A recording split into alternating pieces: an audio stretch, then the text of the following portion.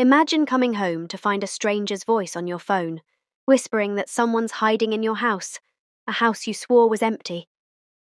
What would you do if the truth was darker than you ever imagined? Stick around, because this story will grip you until the very end.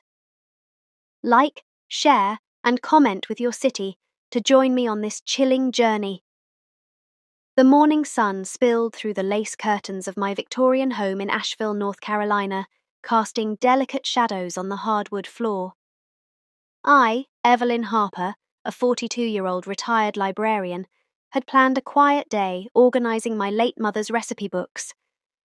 The air was crisp, carrying the earthy scent of autumn leaves from the Blue Ridge Mountains.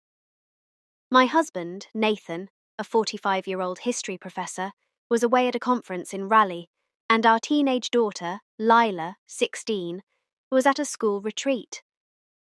The house was mine alone, a rare moment of solitude I craved.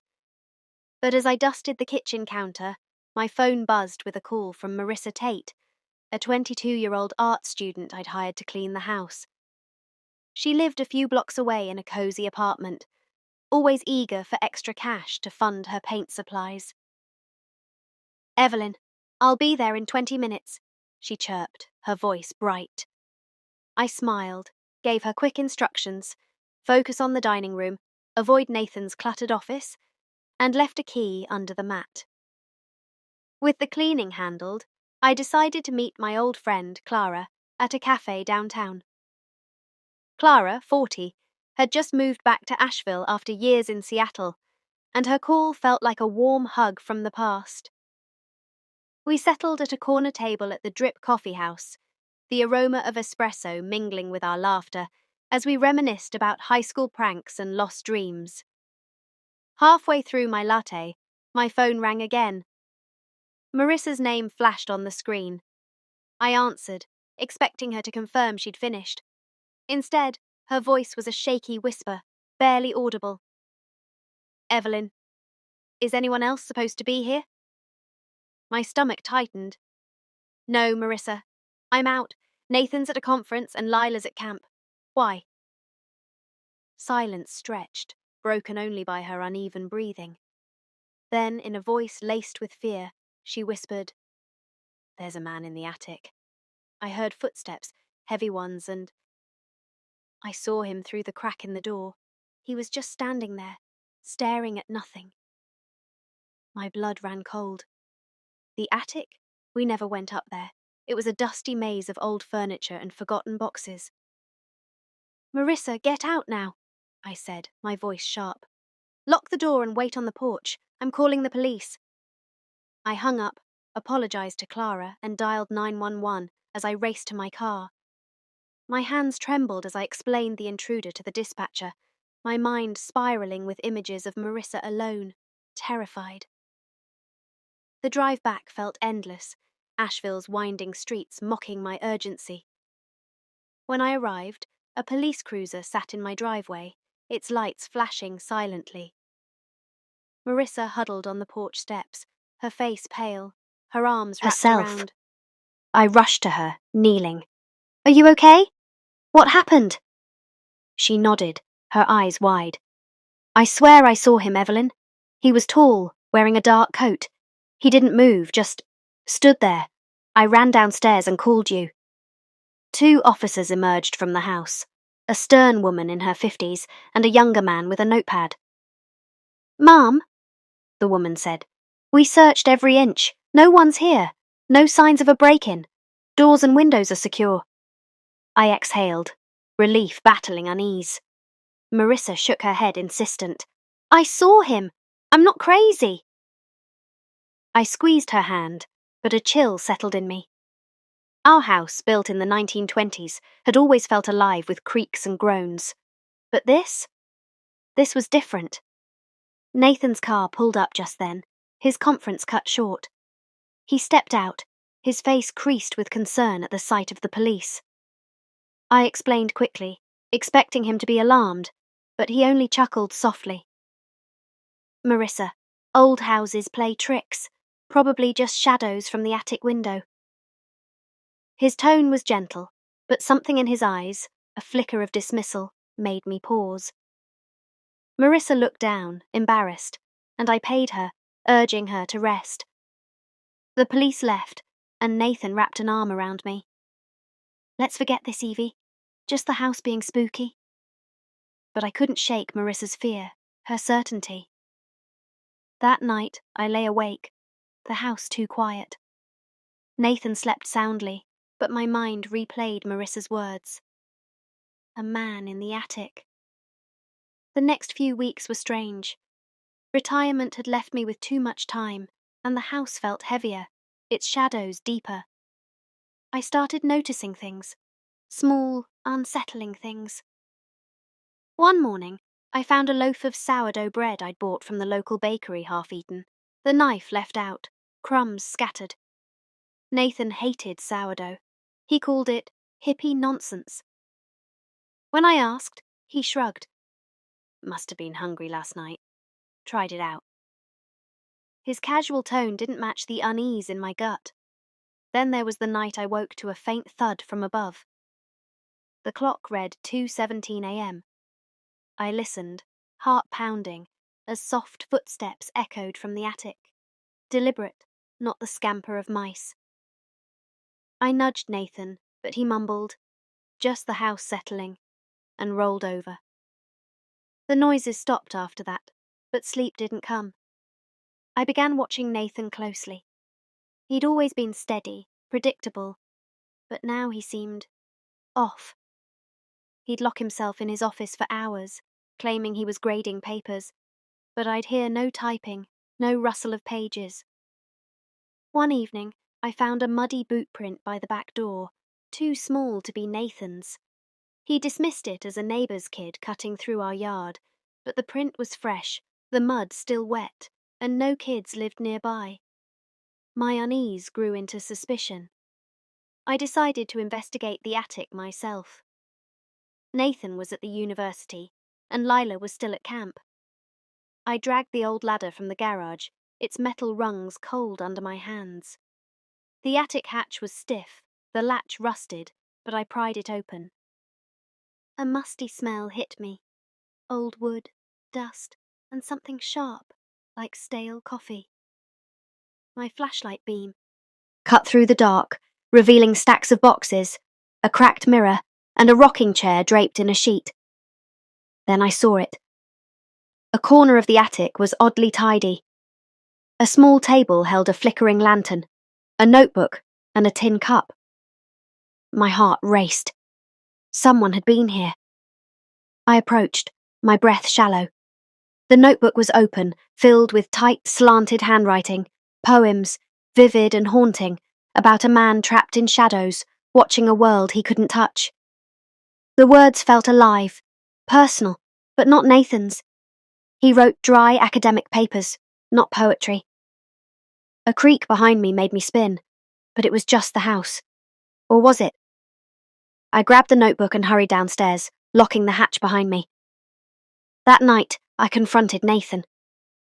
"What's this?" I asked, holding up the notebook. His face paled, but he recovered quickly.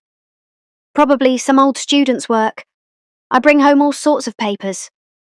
His smile was too smooth, too practiced. I didn't believe him.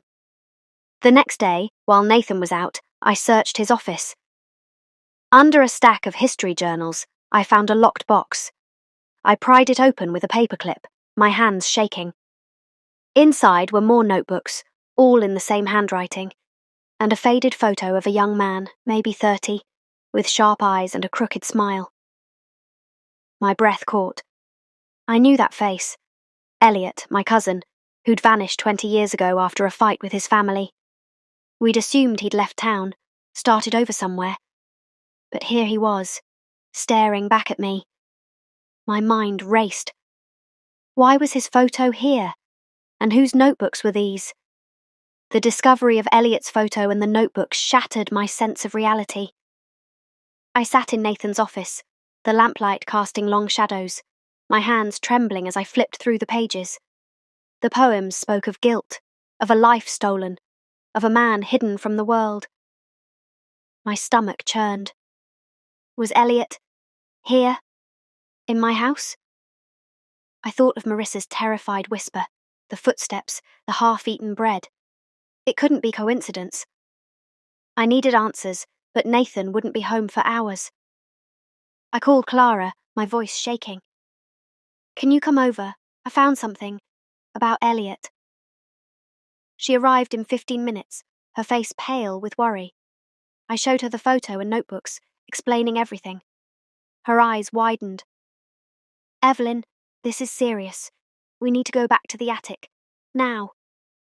Together, we climbed the ladder, the attic's damp air clinging to our skin. The tidy corner was unchanged, the table, the lantern, the cup. But now I noticed something else. A worn sleeping bag tucked behind a box, a few granola bar wrappers, and a small pile of clothes. Someone was living here. Clara gripped my arm. Evelyn, we need to call the police. But before I could answer, a low voice came from the shadows. Don't! I screamed, dropping my flashlight. It rolled, casting wild beams across the attic. A figure stepped forward, a man, gaunt with matted hair and a face I barely recognized. Elliot.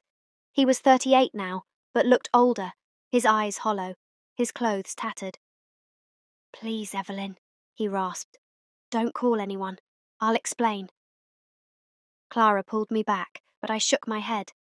Elliot. What are you doing here? Everyone thought you were gone. His story poured out, each word a weight. 20 years ago, Elliot, then 18, had been a struggling poet, working odd jobs at the university where Nathan taught. One night, after a heated argument with a colleague, Victor Grayson, over stolen research, things turned violent. Elliot, in a panic, struck Victor with a heavy bookend. Victor fell, dead. Nathan, who'd been nearby, found Elliot over the body. He told me I'd go to prison, Elliot said, his voice breaking. He said he'd protect me for your sake, Evelyn. He hid me here, in the attic, said it was temporary. Temporary became 20 years. Nathan fabricated a story that Elliot and Victor had eloped together, using Victor's sudden withdrawal of funds to fuel the lie. The police bought it, and Elliot became a ghost, confined to the attic. Nathan brought him food, books, and paper, but at a cost. He took my poems, Elliot said, tears in his eyes. He published them as his own. Those award-winning collections, they're mine. He said it was the price for keeping me safe. I staggered, the truth a knife in my heart. Nathan, my husband, had built his career on Elliot's talent, imprisoning my cousin to hide a crime. I thought of the awards on our shelf, the lectures Nathan gave, the praise he soaked up, all stolen. Clara's voice shook. Evelyn, we can't let this continue. Elliot nodded. I want to turn myself in. I can't live like this anymore. Tears streamed down my face. I'd lost Elliot once, thinking he'd abandoned us. Now, finding him like this, only to lose him again to justice, broke me. But I saw the resolve in his eyes. Okay, I whispered. We'll do this together. We brought Elliot downstairs, his legs unsteady from years of confinement. In the living room, under the soft glow of a lamp, he looked like a stranger, yet so familiar. I gave him water, a blanket, and sat with him as he told me about the poems, his escape, his sanity. Clara stayed by my side, her presence grounding me. The next morning, we drove to the Asheville Police Department. Elliot, dressed in Nathan's old clothes, sat silently, staring at the world he'd been denied. At the station, he confessed everything, the fight, the accidental death, Nathan's cover-up. The detectives listened, stunned, as they reopened Victor's case.